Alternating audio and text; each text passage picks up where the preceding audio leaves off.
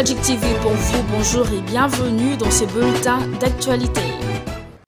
À la une, le gouverneur de la ville de Kinshasa, Jontini Ngobila, a suspendu le 8 bourgmestres de 24 communes de la capitale. L'annonce a été faite ce mercredi 5 février 2020 à l'issue d'une réunion avec le bourgmestre et leurs adjoints, le responsable de service de sécurité et le commandant de la police de district. Jontini Ngobila reproche à ces 8 autorités municipales de n'avoir pas appliqué les instructions données pour la réussite de l'opération Kinshasa-Bopeto dans leurs communes respectives.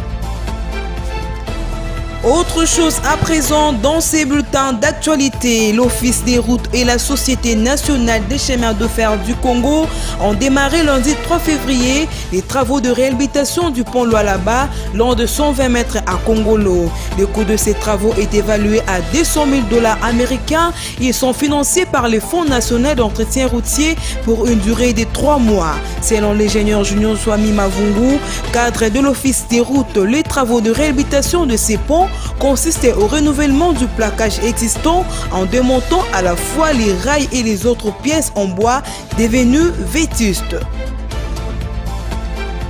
Et puis en sécurité, quelques dizaines de militants du mouvement citoyen de lutte pour le changement Lucha ont de nouveau manifesté leur colère ce jeudi 6 février à la mairie de Beni contre les tueries persistantes de civils par les combattants ADF après une accalmie dans la région. Depuis fin octobre, près de 400 civils ont été tués à la machette et à l'arme à feu selon les sources locales.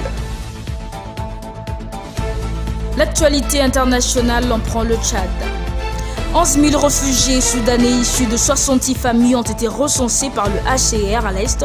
Ils ont commencé à être délocalisés mercredi sur un nouveau site dans le village Mora, situé à 45 km vers l'est d'Abéché, de la sous-préfecture d'Amlaïna. Ces réfugiés ont fui le conflit intercommunautaire au Darfour. Heureusement pour eux, ils ont été accueillis par le gouverneur de la province du Ouadaï, Ramada Erdabou.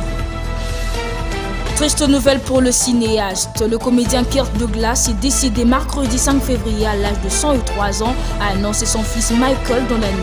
C'est avec une immense tristesse que Kirk Douglas nous a quittés aujourd'hui à l'âge de 103 ans. Pour le monde, il était une légende, un acteur de l'âge d'or du cinéma. Mais pour moi et mes frères, Joel et Peter, il était simplement papa, écrit le célèbre interprète de Gordon Gekko dans Wall Street. Paix à l'âme de l'artiste. C'en est fini pour ce bulletin d'actualité. À la présentation, Deborah Ngongo et Nathalie Ndisha. Merci de nous avoir suivis.